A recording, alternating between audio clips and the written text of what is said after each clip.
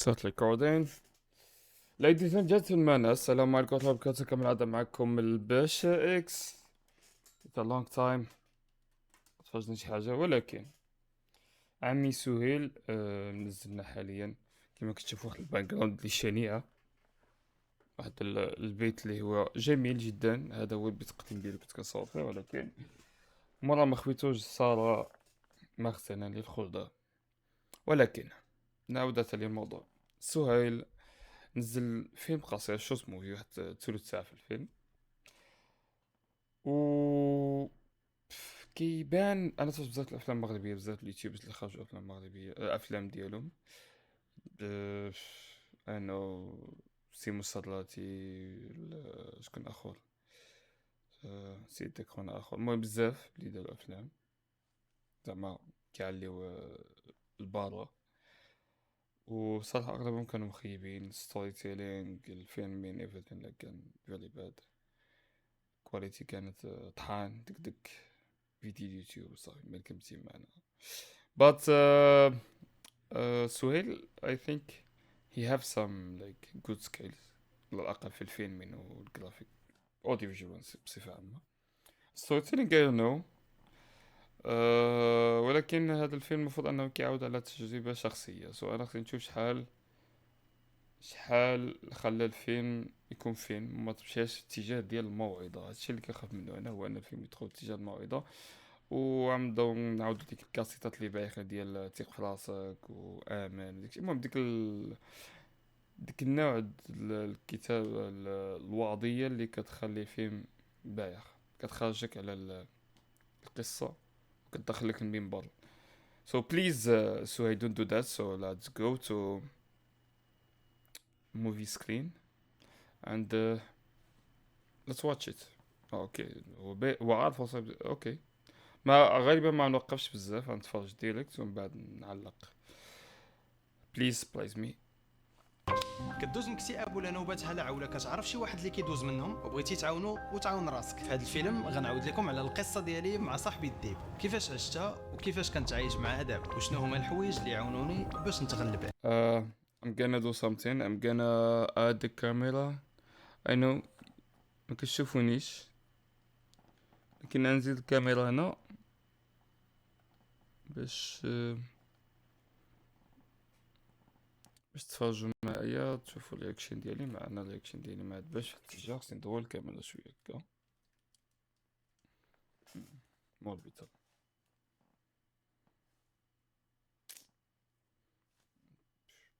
good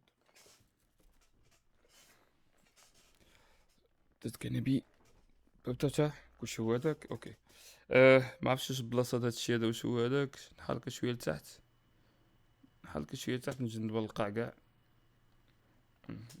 نشوفو دابا. مور بيتا let's keep going.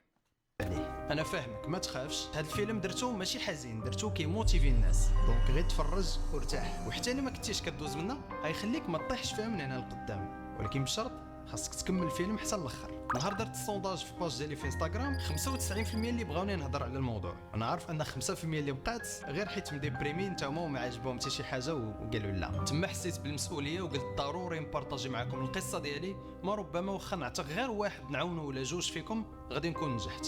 حط داكشي اللي في يديك وركز معايا في الفيلم، لان فيه دي ديتاي اللي هما مهمين وغادي يعاونوك باش انك يا اما تعتق راسك او لا تعتق واحد اللي يعزز عليك. فرجه ممتعه.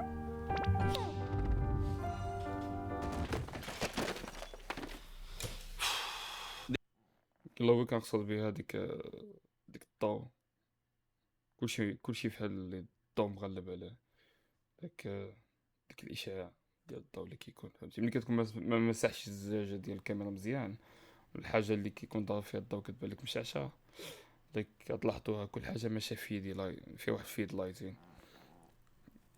ديما الزوين ديما الزوين انت ديما ديك الفايب ديال الفيلم يمشي في الاتجاه هذا. الله يعاون.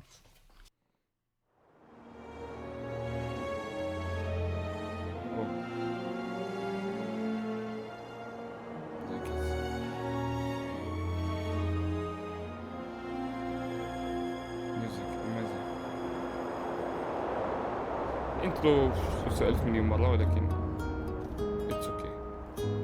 لاحظتوا المسألة ديال البلور في كنوتة، واحد الفيد ديال البلوين everywhere.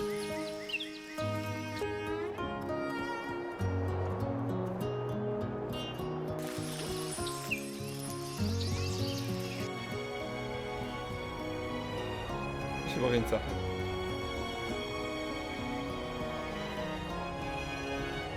هذا سهيل، واحد الولد كيبغي الحياة، ديما فرحان ومتفائل.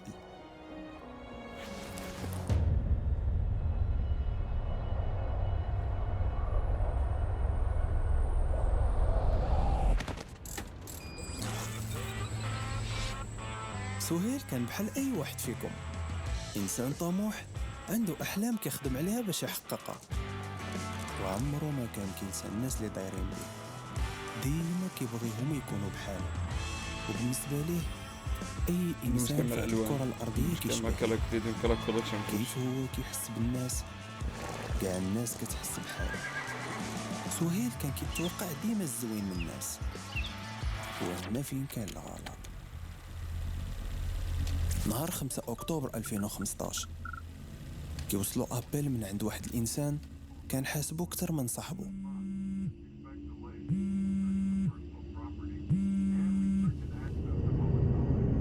الو سهيل، السيد اللي تقنا فيه وصورنا معاه الفيديو وقال لنا ما غيبوستاش في انترنت، كيدير لها اشهار وغيحطها له 8 اكتوبر.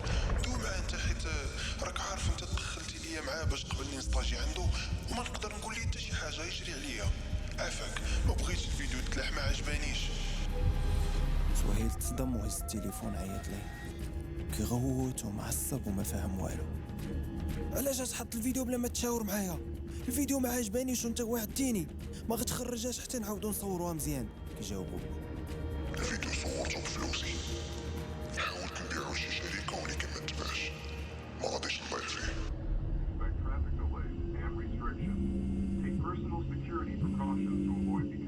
الو سهيل، شوف انا عرفتك باللي انت اللي دويتي معاه عليا باش قبلني نستاجي عنده.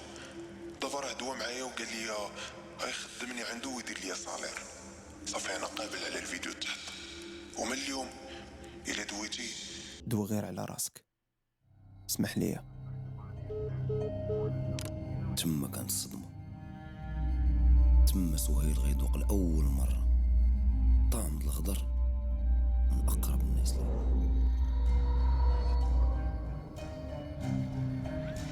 نهار 8 أكتوبر الفيديو تحطات، كلشي كيتفرج، كلشي عاجبه الفيديو إلا سهيل.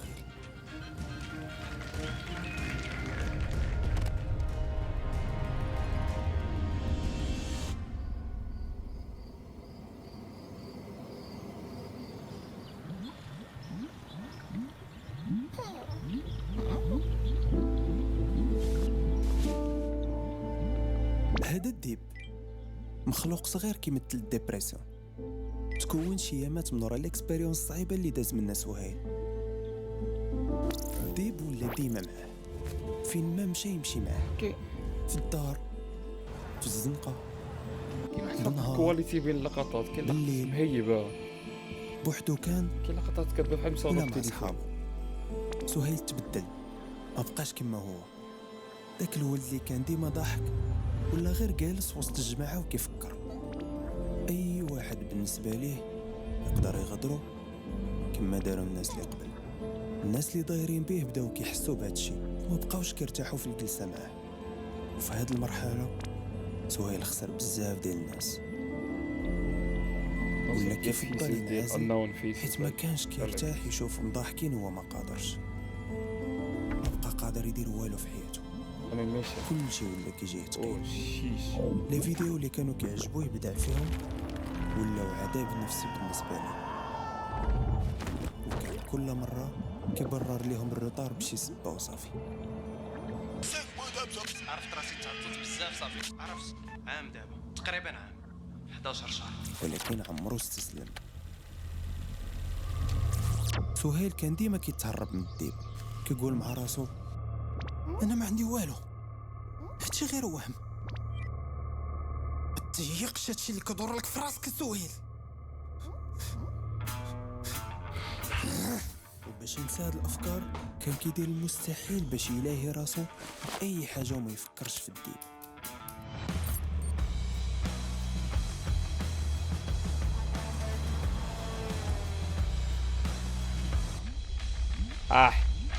قطعوا دخل الطونوبيل كنظن كتكسر لما يمد بالدور ماشي بنفس السبيد، يعني الطياره هابطه والطونوبيل ماشيه بان كنظن كل كات كانت تكون حسن. I'm just judging for no reason. ومن بعد 3 شهور الامور بدات كتصعب اكثر. نهار على نهار سهيل كيكبر والديب كيكبر معاه، وكل ما كبر كل ما كيحجب عليه الضوء والاحاسيس الزوينه. افكار سوداويه ما كانوش كيفوتوه، اي حاجه شافها اي حاجه فكر فيها كتكون كحله. لا الفانتازي شوت ظلام عمالي عينيه. ريسبكت. الدقيقه الاولى ملي كيفيق فيها هي اللي كيحس بها بالراحه قبل ما يهجم عليه الحزن من جديد. وتما الاعراض جعروا وتجهدوا وفقد التحكم في ذاته. خلعات، دقات القلب كيتزادوا، بوم زوي، صعوبه في التنفس، النعاس كيمشي، التركيز كيمشي، ستريس كيتزاد، كيسحب ليه راسو غير حماق لدرجه بدا كيشك ان شي حد ساحر ليه. سير كيهضر على معاناة وانا جالس كنكريتيكي التكنيك الصافي ما كانش. المتنفس الوحيد اللي كان عنده هو كيعرف واحد الانسان اللي قريب ليه، كيعيط ليه وكيخوي كاع داكشي اللي عنده في قلبه بلا ما يفكر في العواقب. هاي اللي كان كاين لقطات بحال هادو اللي حيت داك الانسان هاي كواليتي دابا هادي ما مثلا كينصحو، كيفاش مخدومه ما اللايتين كيحكم عليه، كان غير كيسمع ليه. وهذه من اهم الطرق اللي عاوناته وممكن تعاون اي واحد فيكم. اسمع ليه، ماشي ضروري تنصحو. من ورا بزاف ديال لي زابيل بالليل وبنهار، سهيل فهم ان اول خطوه باش يتعالج هي يشوف شي دواء اللي يخليه يرتاح من الاعراض اللي بداو كيجيو، واخا غير بين ما خدم على راسو ولقى السبب اللي كيخليه يحس بهاد الاحاسيس. تما قرر يمشي لعند طبيب نفساني. الطبيب شافو ولخص الحاله ديالو، بصح عنده ديبريسيون افيك دي تروبل دو بانيك، اكتئاب مع نوبات هلع. ديروا في بالكم انها ماشي ضروري تاخذ دواء. الطبيب ملي يشوفكم هو اللي يقرر واش نتوما محتاجين ليه ولا لا. من ورا بزاف د الحصص مع الطبيب والدواء اللي متبع، واحد النهار الطبيب قال لي واحد الكلمه اللي كانت السبب باش يعرف اول خطوه للعلاج. سهيل، الا بقيتي عول على الدواء بوحدو يعاونك فانت غتبقى غادي في دوامه ما كتساليش. اول خطوه باش تعالج هي خاصك تقبل فكرة عندك الدبرسيون. الا تقبلتيها دماغك كتعطيه المشكل اللي خاص يلقى ليه الحل، تما غيبدل طريقه التفكير ديالك وغيبدا يفكر معك في الحل بلاص ما يعيش معك المشكل. من ذاك النهار سهيل قرر يجمع اكبر عدد المعلومات على شنو هي الدبرسيون ويلقى اجوبه لكاع التساؤلات اللي عنده في راسه. شنو هما الاعراض اللي كيجيو وعلاش كيجيو وكيفاش تعالج منها، وكيجمع كاع المعلومات ويلخصهم على شكل خريطه في بيته باش يكون صوره واضحه لحالته النفسيه ويخرج باجوبه قصيره وسهله تبقى محفوظه في دماغه. وكان كيقيد كل مره باش كيحس في ديك اللحظه، حيت الدماغ كينسى وضروري يبقى متبع لاطخاص ديال الاحاسيس اللي كيدوز منها.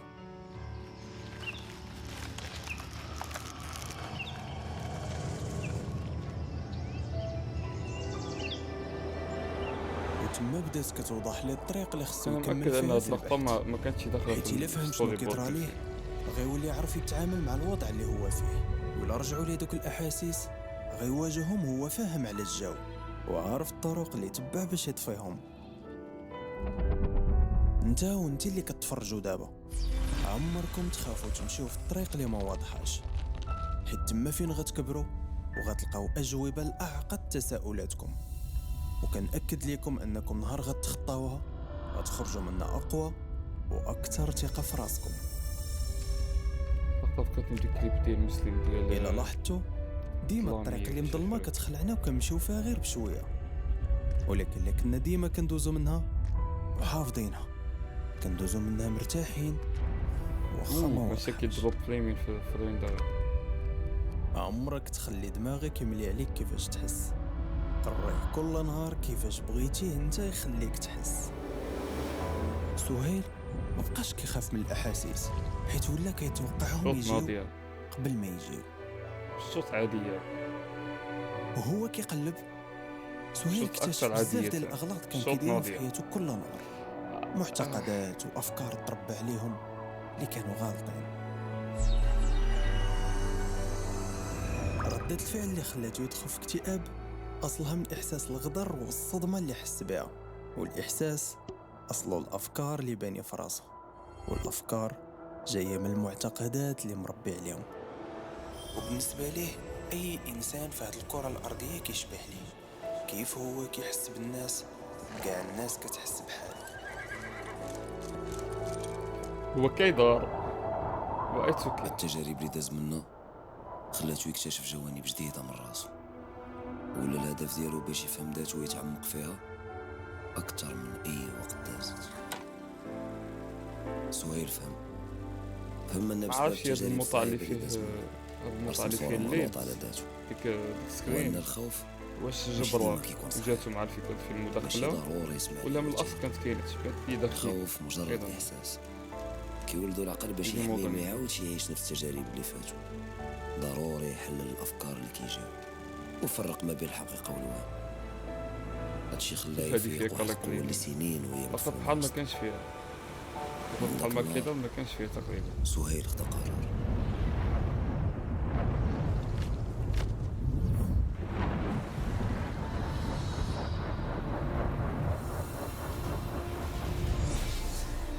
من مورا مدة طويلة وهو كيتهرب من الديب، ومن مورا العذاب والحرب اللي كان عايش مع راسو ومع الديب، سهيل فهم أن الهروب طريق ما عندها نهاية، والحياة ماشي هي شنو كيوقع لينا، الحياة هي كيفاش كنتعاملو مع شنو كيوقع لينا. بعد ما اعترف وتقبل الواقع اللي كيعيشو، وبعد ما كان كيشوف الديب عدو ليه، قرر يواجه ماشي بالعنف. سهيل قرر يتصالح معه. غادي نقصو شوية الموفمنت شوية باش ستوب كمان ماشي ستوب المهم تسوى الوقفة.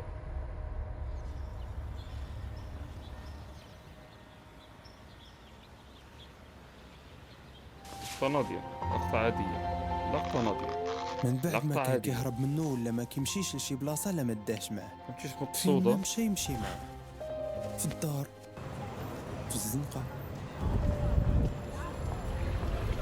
بالنهار، بالليل، بوحدو كان ولا مع صحابه، لدرجة ولا كيحس شي حاجة ناقصة لا الديب ما كانش معاه.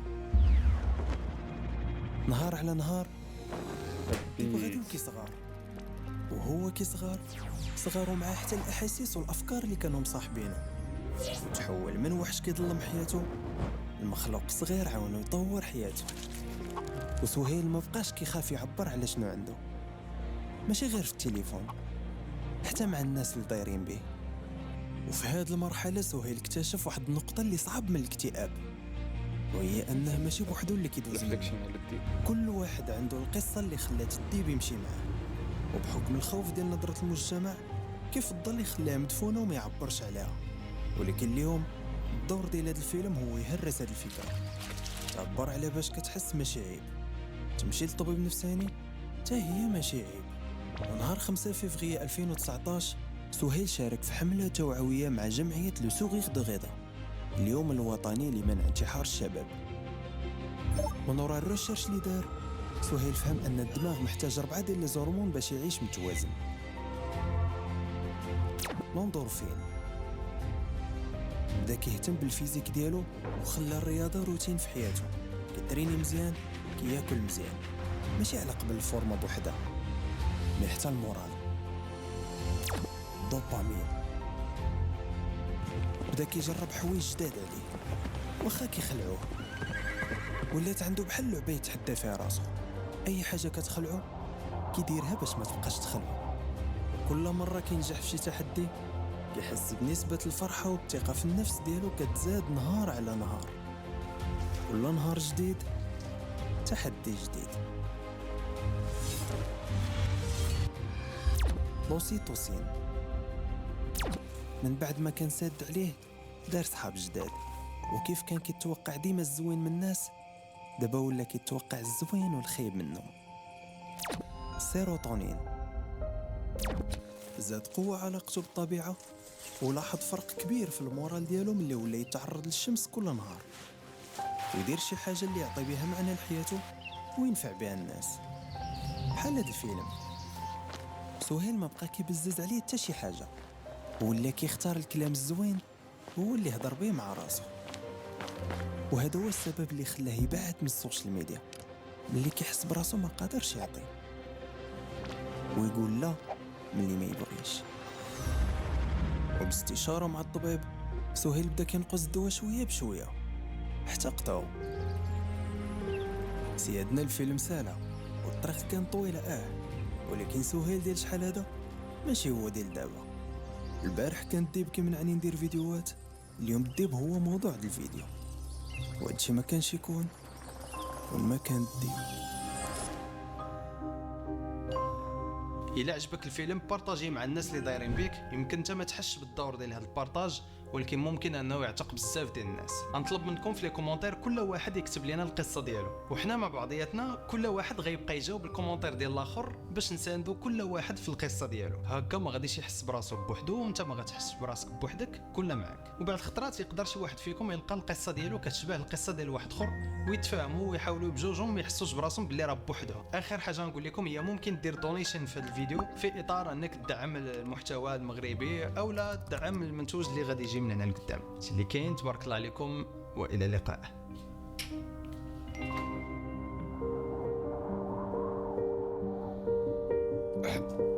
في إطار المتوقع، في إطار داكشي اللي توقعت. فيديو يوتيوب ما نقولش علمي ولكن نقول توعوي، ولكن ستيل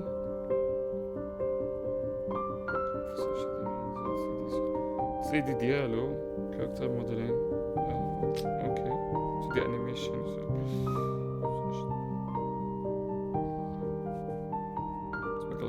هاك شد من عندي حيت الناس غيسحب ليهم راني خدامه بوحدي، زعما ما معايش ايكيب. ها ما معايا حتى شي واحد، انا بوحدي. والله لا عرفت. what we gonna see سوري بدت السيكونس بدت توزع. ladies and gentlemen, so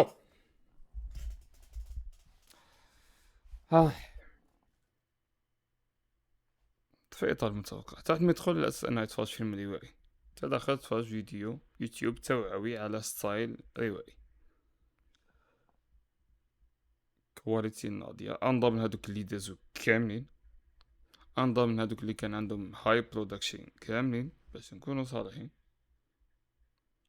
ممكن يحتاج خدا وقته، كاين شي تفاصيل بسيطة إذا ما كنتيش في وسط الدومين ديال الجرافيك والأنيميشن وصلت لك ديس مع هاد ال11 وكاخد وقت، ولكن هو داير كاز وينه كتجبر مثلا غير ديك الديب ديك الاليمنتري ديال الساعات ملي كيتشوف شي قنت ومفروض انه خارج له ضوء من عنده واحد جوج ديال الصوص ديال اللايت، واحد اللايت بسيط كي واحد الكلو بسيط كيدوز على ديك الحاجه اللي شافها، او الصوص ديال اللايت الشمس الغروب المين دايز كتلاحظ ان كاين ريفليكشن عليه ملي كيدخل مع شي حاجه كتبدا تشوف شي ماسكين. المهم شي ديتيز بساطين لا في التريدي في الانيميشن راه حلوه بين القضيه خدت وقتها، ولكن ما نعتبروش شي فيلم وانما نعتبروه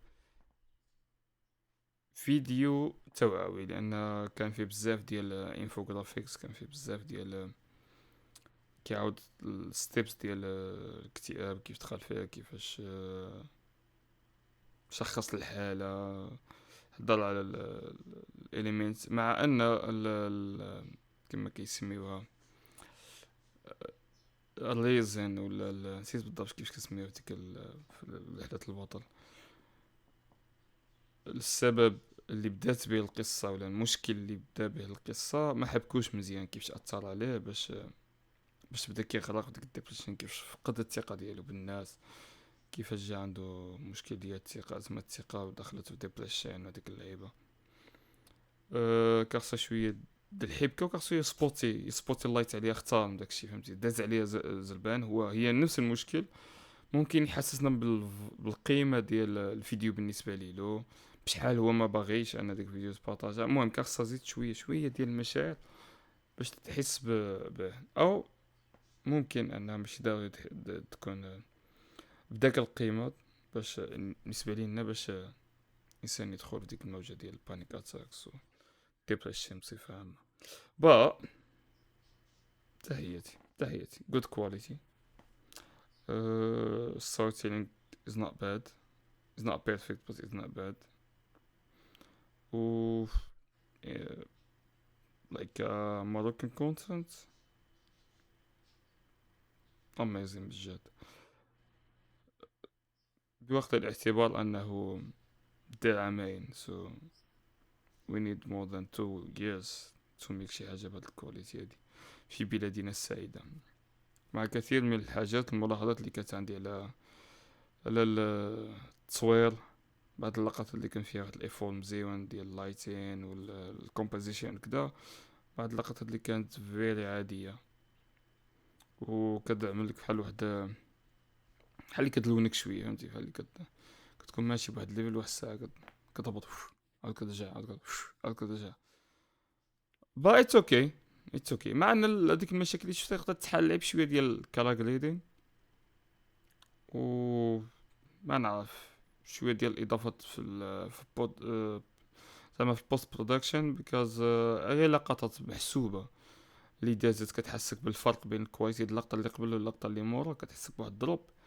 كنت تلعب عليها شويه في اي نو ما كتسمعنيش، ولكن المهم الناس اللي كيتفرج لعبتي شويه في في اللعيبه ديال البوست برودكشن. مثلا زيد بدل تلعب في الالوان شويه باش تكون السين ستايليوم عاديه في البيت، ما فيها شي كومبوزيشن مشكل، شي لايتين مشكل، شي امبيانت لايت مشكل، دبان بدله اي شي عنصر بسيط، مثلا شي فلو شي فيد شي اي نو شي جلو كيما زيدتي في بزاف ديال اللقطات. كان ممكن تبينها اقرب فهمتي تمجزها بين اللقطات، لان كنت كتبان غريبه مره على المشاهد اللي قبل منها واللي موراها. ديز ماي اون ملاحظه من ناحيه الكواليتي. اما الباقي العناصر ديال الفانتزي والفي اف اكس اللي كانوا احسن من الافلام، لا تبي اونس احسن من الافلام المغربيه. ما ماشي كنزيد فيهم، ولكن تفرج افلام مغربيه ومسلسلات وبرامج مغربيه اللي كيدخل فيها الفي اف اكس وعاد فهموني اش كنقصد. بزاف ديال الديتيلز اللي مهمه اللي كي ماتشيو الفيجوال افكت مع الرياليتي، مع داكشي اللي كتصور وانت 2 دي والاليمنت 3 دي اللي كتدخل عليه، باش كتماتشي الجوج مع بعضهم. راه از نوت ذات ايزي. وفي المسلسلات وفي الافلام المغربيه كنلاحظوا واحد الشيتي وولك، واحد التكاسل كبير. هنا ما كانش. let's be honest. So ladies and gentlemen, كان هذا هو رياكشن عن فيلم الديب. good work. كان في إطار التوقعات، لا أقل ولا أكثر الحمد لله، ولكن الحمد لله ما كانش أقل. so good job سهيل، good بروجي، خدمة نقية. we need more. صعيب بزاف نشوف هادشي في البلاد، ولكن we need more. ونخرجوا من اطار الوعظ والتوعوي، ونكون الحوارات اكثر حريه والقصص اكثر حره اكثر في التعبير. ما سخيتش يكون هادشي كامل اللي داز وشرحه يكون ميتافور، يعبر عليه بميتافورز. ما نعرف ديك المراحل اللي يعبر عليها بشي رحله معينه. هو حاول صراحه، هو عبر على شحال من حاجه، ديك الطلق اللي كان طويله. عجبتني اللقطة ديال الانتحار amazing. I like it كإنترو كشوك. I like it but كانت ديك كيفاش تعطيك الهرمونات، الاحتياجات، كيفاش شنو هما زعما الحاجات الانشطه اللي بدك كيديرها باش بدك تغير في الهرمونز اللي في دماغه، في البادي ديالو وداكشي. كنت كنفضل انها تكون اكثر روائيه، اكثر تعبيريه، ماشي مباشره، ماشي انفوغرافيكس. سو يا هاد الملاحظات البسيطه اللي عندي على هادشي هذا. من غير هادشي هذا I like it good job بجد. هادشي اللي كان معكم الباشا اكس، و see you next year.